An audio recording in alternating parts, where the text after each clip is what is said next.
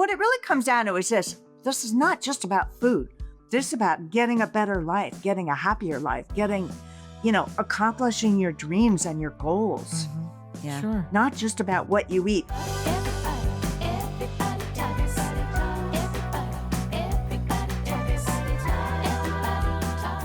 Hey, everybody. I'm Lori Schulweiss. And I'm Jen And Giammo. welcome to another episode of Everybody Talks, the podcast where we explore the wide world of wellness. Sometimes we talk to experts, sometimes we just talk to each other, but we're always talking to you. Every week, we discuss topics from nutrition and exercise to mindfulness and self-care. And today, we are talking to a self-proclaimed former sugar and carbs addicted journalist turned health advocate, certified health coach, life coach, and emotional freedom technique practitioner. Her journey into health and wellness writing was sparked by her personal struggles with sugar addiction and the health challenges that followed. Determined to discover why she suddenly lost her once unstoppable willpower, she spent 7 years researching why and when people eat poorly, gain weight, and as a result develop various diseases. And she shares it all in her new book, which is out now, I Blew My Diet, Now What? Please welcome to Everybody Talks, Connie Bennett. Connie, welcome to Everybody Talks. Thanks for being here. Thank you so much, Lori and Jen. Thank Really you. appreciate it. We're happy to have you. I know. So glad to be here. I guess a lot of your journey has to do with the sugar addiction. So why don't you tell us a little bit how your own personal story influenced you kind of entering and figuring out, how you could help others? Yes. Well, actually, my story began because I was a sugar addicted journalist. And like you, Lori, I wasn't in broadcast, but I was in print. And to meet all these deadlines, I was just kind of shoveling all these hard candies into my mouth on a regular basis. Like it got to be pretty bad, like maybe 15, 20, 30 a day, especially Wow. when there was a deadline. But this was over 20 years ago. Okay. So my journey began with a sugar addiction as well as a carb addiction. 44 ailments later, I found myself in the doctor's office and he said, you absolutely must kick sugar and refined and processed carbs and you'll feel better. And I was a give me all the facts journalist. Like, oh, come on. How can you kick sugar and all of a sudden feel better? And much to my surprise, it came true. And I had 44 ailments. I mean, I was besieged by brain fog and dizziness and headaches and mood swings and difficulty concentrating. And they all went away within weeks. Wow. So that began my fascination with the subject of sugar and carb addiction. Prior to that, I was doing lifestyle journalism. And that led to my first book, Sugar Shock. But then, over a decade ago, I fell flat on my face. So after years of coaching people and guiding people and writing 2 best-selling books, Sugar Shock and then Beyond Sugar Shock, telling people about the dangers of sugars and processed carbs, I blew my diet. We're not talking like once or twice. We're talking about big time, 4 months, and I felt like a big fraud. It happens. I mean, we're not Totally, perfect, totally, right? We're totally. all human. Yeah. But that's what finally led to my next book, I Blew My Diet, Now What? And that's when I dove into the research to discover, why do people blow their diets? Why do they eat so badly? And how could I, of all people, have fallen so far low? I mean, I hit rock bottom and then even more rock bottom. Wow. But because I'm a journalist, I became fascinated, absolutely fascinated. What particular events, situations, circumstances, life transitions, environmental situations can cause us to eat so badly. Now, I use the phrase, I blew my diet, and that's a phrase that, people resonate with. But what I really mean is people eat badly. Yeah. Mhm. Like when I'm saying I blew my diet, I'm not talking about, oh, you were on a diet and you blew it. I'm talking about, oh my God, I just ate so badly. Right. So I just wanted to clarify that. What is badly? How do you categorize badly? How do you define that? And was there a Yeah. trigger? Was there something Right. that triggered you to Right. go off the rails? when I say badly, I don't mean like once or twice. You're at a party and you have like a little few cookies or crackers. That's different. We're talking about on a consistent, Right. persistent pattern. And so what I mean by badly is you're stuffing your face with either a bunch of sugary things or processed carbs or other junk foods, and you're doing over and over and over and again. Right. And of course, the scale doesn't lie. Yeah. And one day I looked at the scale and I had gained 21 pounds. So for me, the precipitation was that my mom had passed away. Okay. But um, she didn't just pass away. I was actually living in New York City near you guys, on the Upper West Side, enjoying yeah. my life. And she became terminally ill. I was sorry. on deadline for my second book, Beyond Sugar Shock.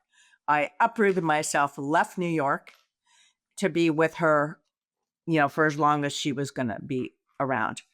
And what came next was the most grueling year of my life. It was just heartbreaking. I also watched my mom change quite a bit. She was this polished, polite, just dignified woman. And as the cancer was spreading, I began to see less and less of my mom. I began to see what I call cancer mom. I had like 3 moms with me when she was dying. So basically, absolutely. in my situation, the trigger, so I had been eating well for over a decade, was coaching people so that they could eat better, so they could live better and accomplish their dreams. I fell flat on my face. And the precipitation was my mom was dying. And it was really, really, really challenging for me. Cancer, it was stage 4 cancer. She chose not to do any chemo. As a result, boom. I mean, I don't know, minutes, minutes, hours, a day or two, I found myself in movie theaters just stuffing my face with what I Wow. call crunchy, greasy, salty movie popcorn. Now, within a few months, I don't know, 4 months, 6 months, I gained 21 pounds. A lot of I started to get all these crazy symptoms again. I was dizzy and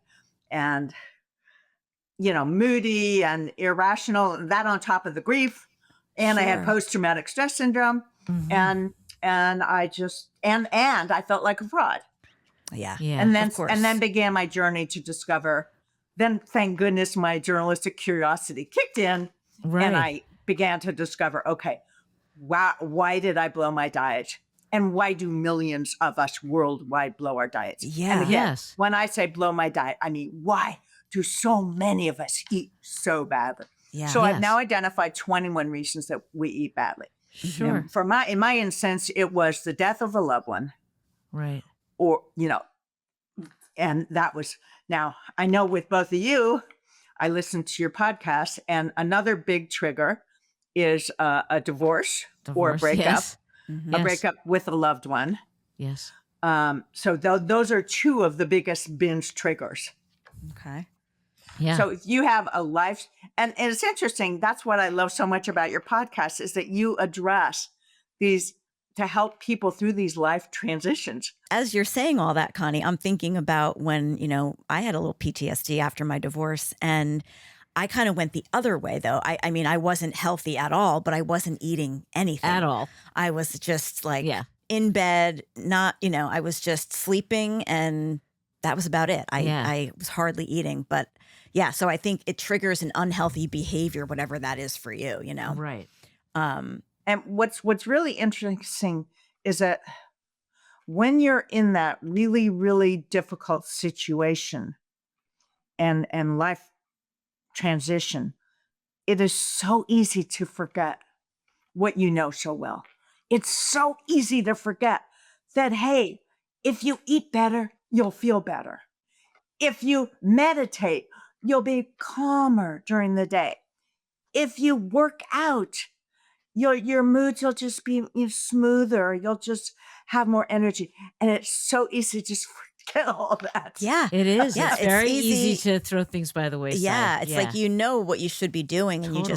you just don't do it. Totally. But what would you say to people? I mean, everyone has these slip ups, right? And they beat themselves up over it. They see it as a failure.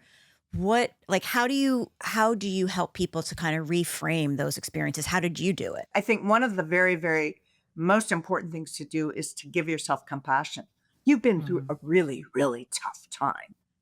Mm-hmm. So, of course, you ate badly. It's a done deal for most people, Right. or Yeah. you're not eating at all. So, giving yourself compassion. And there's tremendous amounts of research about the value of compassion and what it can do.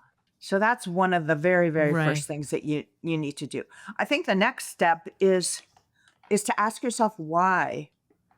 Why did you eat so badly? And in fact, in my new book, I Blew My Diet Now What, I literally spend about a third of the book addressing why, to help Right. people to identify, well, Yeah. what are the reasons that Right. you ate badly? And now you and I, we've been talking about the big binge triggers, but let's not forget there are many other reasons that people eat badly. They may have their life may be Yeah. going smoothly, everything is going hunky dory, Yeah. and they head out into what I call the junk foods jungle. Mm-hmm. Yeah. And they see, chips or donuts or cookies and they just lose their focus or whatever. They're having a busy day. They're on the way to a meeting or they're on the way to pick their kid up from school and boom, they have something. So I think one of the biggest things that people need to do is to develop an awareness. And I think one of my new messages is that we have the power. Mm-hmm. Yeah. We absolutely have the power to say no to junk foods. Yeah. We Right. can choose to turn down those temptations. Sure. Mm-hmm. And what we have to remember is that those junk foods will have consequences. Mhm. If we eat badly, we will have less energy. We won't be able to focus as much. We won't be able to get along with our loved ones as well. They have endless amounts of repercussions. And Right. when you eat better, you feel better. Yeah, When you eat better, totally. you have more energy. You can focus better. You can concentrate better. Yeah. You have more to give to all your loved ones. If you're a parent, you have the energy to keep up with your kids. Mm-hmm. If you're in a marriage or close relationship with somebody, you're more focused and calm so that you can get along with them and be able to give to them more. Right. Sure. Yeah, you don't have those highs and Yeah. lows, especially with sugar addiction. You Yeah. have those highs and then you crash and then you're miserable. Yeah. So once people identify why, then what does that look like for them? What are the steps that they can then take so that they don't, I guess, relapse? You call it a relapse. So the next step, once you've identified why you ate so badly, is to do something that I call flip on your success mindset. The first step would be desire to really step into what it is that you really want. Not Yeah. not weight focus, but Yes. what do you want? What's going on in your life? Do you want to have like a vibrant life and energy to get to work in the morning and be there for your family? Really, really to zero in on what specifically you desire. And then the next step is to decide, like, no ifs, ands, or buts about it, Yeah. that you can achieve that. So then you decide, well, I'm getting my act together and I'm going to eat better and I'm going to feel better and I'm going to get on and live my life. And yes, I'm going to shed that excess weight. So you expect that, hey, this is all going to work out. And then you visualize. And again, there's lots of fascinating research about the powers of visualization. I mean, really, really fascinating stuff. And then the last thing is you affirm. This was a study that showed that visualization promotes weight loss. I mean, this study blew my mind. So my question was, well, can you visualize to lose weight, to shed weight? So this study was published in the International Journal of Obesity, and it showed that personalized goal-directed mental imagery or visualization can help you peel off pounds, especially when you anticipate potential obstacles and mentally try out solutions that previously worked. The visualizers who visually imagined their success had a weight loss of more than 14 pounds. But those people who did not do any envisioning shed less than 1.5 pounds. Oh my gosh. Wow. Then the imaginers, the visualizers, took off more than 3.5 inches from their waist, Wow. as opposed to the non-visualizers who released less than 1 inch. Anyhow, this was done. I need to obviously credit the researcher, Yeah. Dr. Jackie Andrade. She was a professor in the School of Psychology at the University of Plymouth in the United Kingdom. Anyhow, okay. I discussed that particular study and lots more studies, but that was one of the things that just really blew me away, because people are always looking for, like, what's the fast way that I can lose weight? Right, Well, right. darn it. You visualize it and Yep. you eat healthy. It's You have and it you do within these you. other techniques. Yeah, I mean, it it's- just blew me away. So then the last step would be to affirm and do affirmations. And again, there's research about that as well. Yeah. And I call that whole process to flip on your success mindset. Now, it stands for diva, but I'm not talking about the kind of diva. that- Okay. it's a positive. It's Right. D. So DDEVA. So it's desire, decide, expect, visualize, affirm, And affirm. Okay. and Right. but it doesn't represent diva the way that you would normally think of a diva. Right, This is right, a right. positive way of looking at diva. I love that. When you're doing research as a journalist and then you kind of flip to this, putting on this wellness hat, and there's a lot of these holistic practices in the wellness field, what does that balance look like between the hard research and the more sort of intuitive approach? I mean, you just explained how just wishing that you were manifesting how you'd like to lose weight actually works, but yet that would go against like science. Mhm. What science says. I've been on top of all the skeptical attitudes of journalists. And Sure. so I've been determined to, just back up everything I say with Yeah. major bona fide studies. I love that. Sure. I have the end notes for my book online. Okay. And Yeah. so to show this is where I got all this information. Mm-hmm. Okay. But then on top of all that, I do have the expertise that I am a journalist, but I was a carbs and addicted journalist. And so I can determine which were the techniques that worked best for me. And it is interesting to straddle the line. It definitely is. Yeah. Well, one of the things that you talk about in the book is about, managing stress, right? So you have these different methods. The cortisol calming quickie was one of them. Can you explain those to us? Yeah. Okay. So I can't really show the cortisol coming quickly, but I could explain that one. Okay. Okay. So, and I'm gonna back up to when my mom was dying. She gave me the marching orders for the day, and I was just stressed. And I remember, doing research about cortisol and how, you want to lessen your levels of cortisol and you'll calm down. And so I did a very simple process, which is I just breathed into my diaphragm. So you can't really see me here. You breathe into your diaphragm and then you breathe out. I'm not exactly explaining it right, but that's basically the gist of it. And I delve into it in my book, I Blew My Diet Now What? And so by that simple breathing into your diaphragm and exhaling and doing it a few times, it literally is going to calm you down. And that isn't evidence-based. All the research shows that it works. Once you start to slow down your breathing and control your breath, I think all of those, Definitely. hormones start to settle. I want to talk quickly about this Bounce Back Boldly boot camp that you have. Can you tell our listeners what it is and what prompted you to develop this program? I'd say there are many people who've been through a challenging time and they feel that they've lost their power, not just around food, but just their life just isn't going as smoothly. They're going through that transition.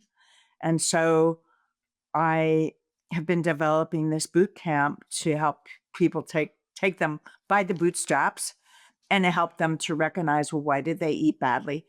And I'm going to actually later on turn it into not just for people who've eaten badly, but people who have bad habits.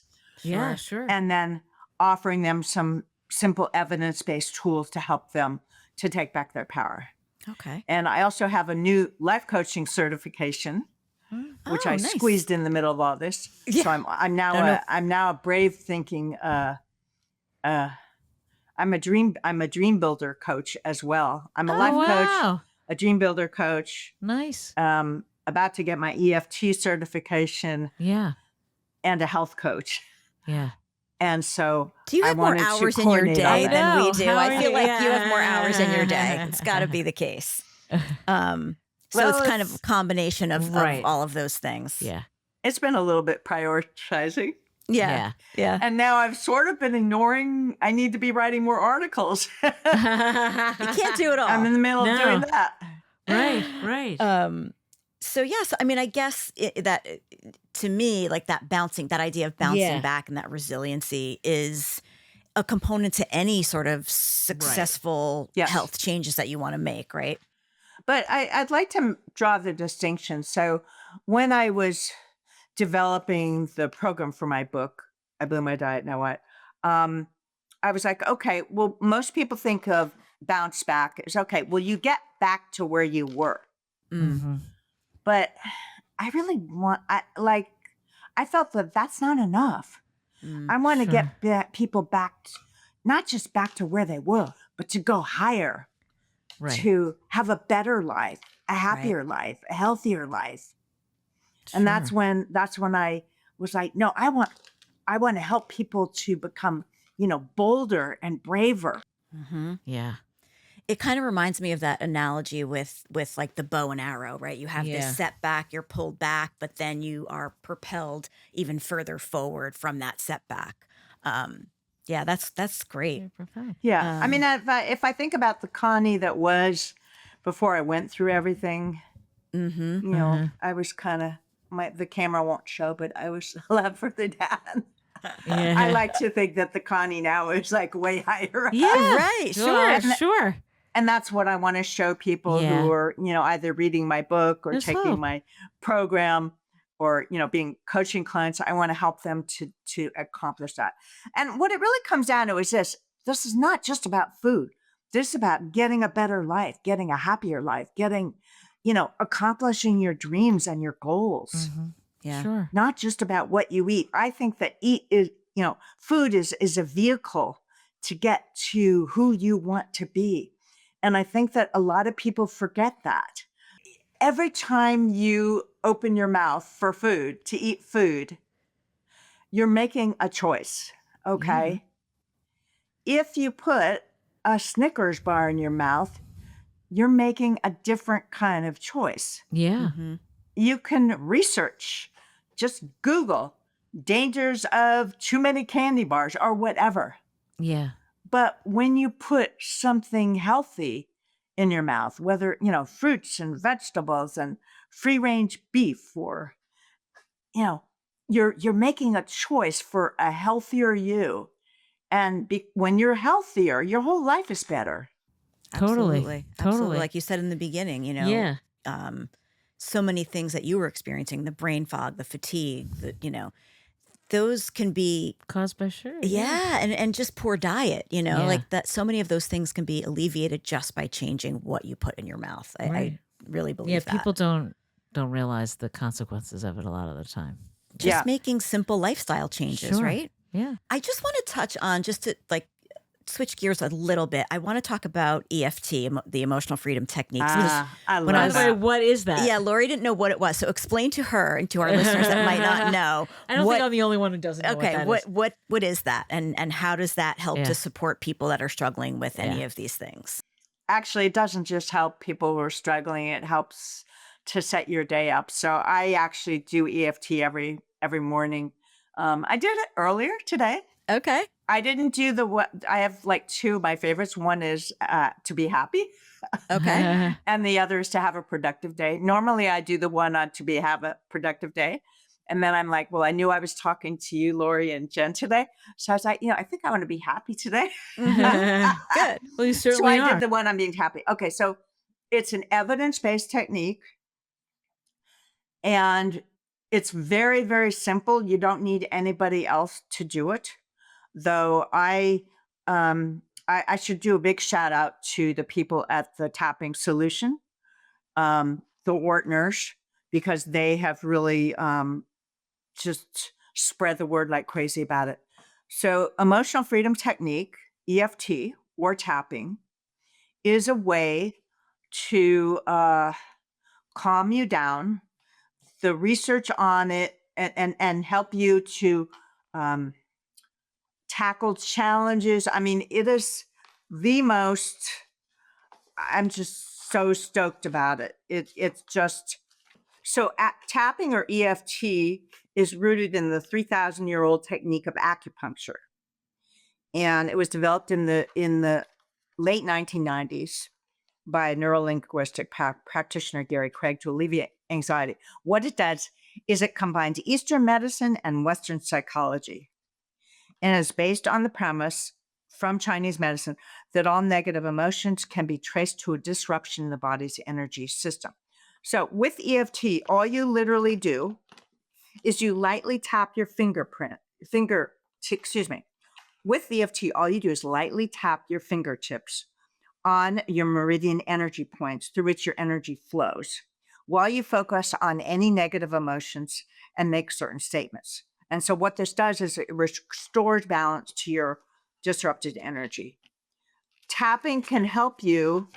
So, I mean, what I found, actually, I should tell a story. Okay. Yeah. So I even though I can't remember the timing of when I had the movie experience and where I was able to not eat that crap, but I also hired an EFT coach. And the goal was to help me to quit eating that crap. So I went to the tapping session. We're on the phone.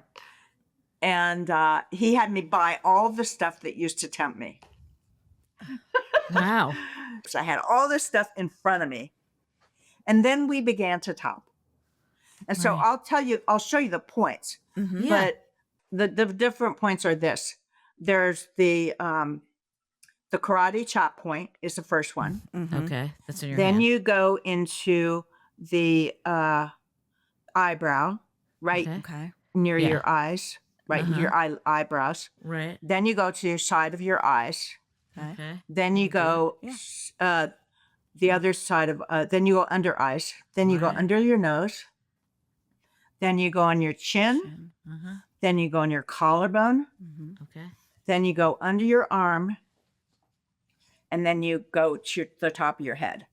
But what I didn't finish this with is that then you want to conclude with so those different points is one round of session. And then how many rounds of that are you supposed to do? You can do like 2 to 5 rounds of the tapping. Basically, what you want to notice and name the problem. Then you want to Right. measure the intensity. Oops, I forgot. Right. Then you want to create the setup statement and then conclude with love, acceptance, and approval for yourself. Okay. Then you do 2 to 5 rounds of tapping. And then you retake that because you measured the intensity. It's called the SUDS or subjective units of distress. And then you end with really upbeat statements. So let's just end again with upbeat sense. So I can begin to feel good about my body. I can begin to feel free. It's safe for me to take better care of my body. I'm healthier every day because I'm eating better every day. I now imagine my wonderful, active, vibrant future. I am supported by invisible forces. It's so easy to eat healthy foods.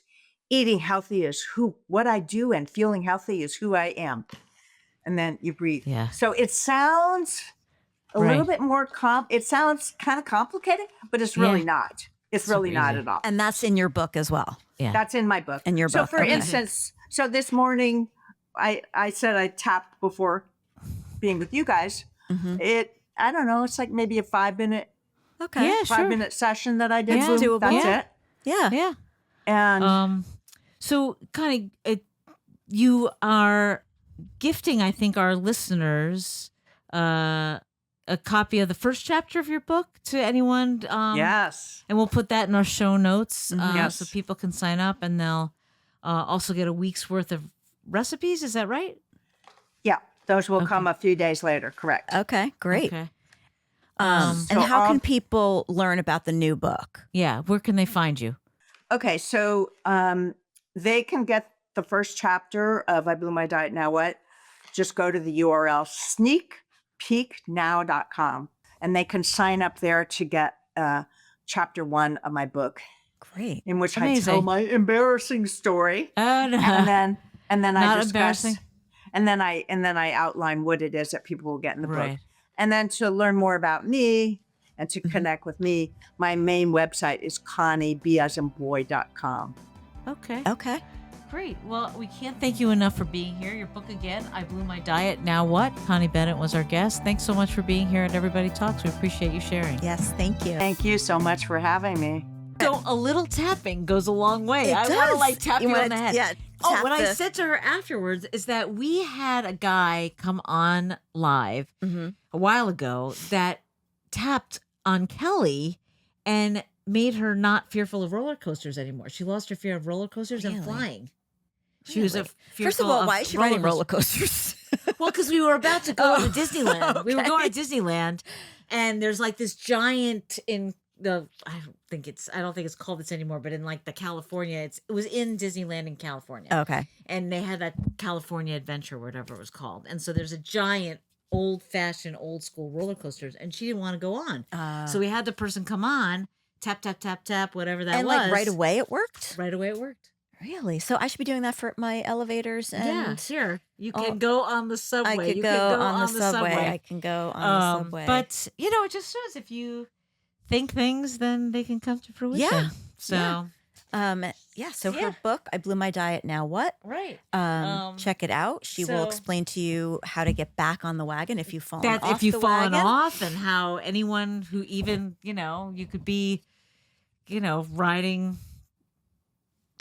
What? I don't know. You could be like going great, and then something happens to you and you fall off. Yeah. It's falling off the wagon. That's why it's called that. You were on the wagon? You're on the wagon, then you're off the wagon. Right. But you can get back on the wagon. You can. You So can. anyway, Moral hope of the you story. got a kick out of that.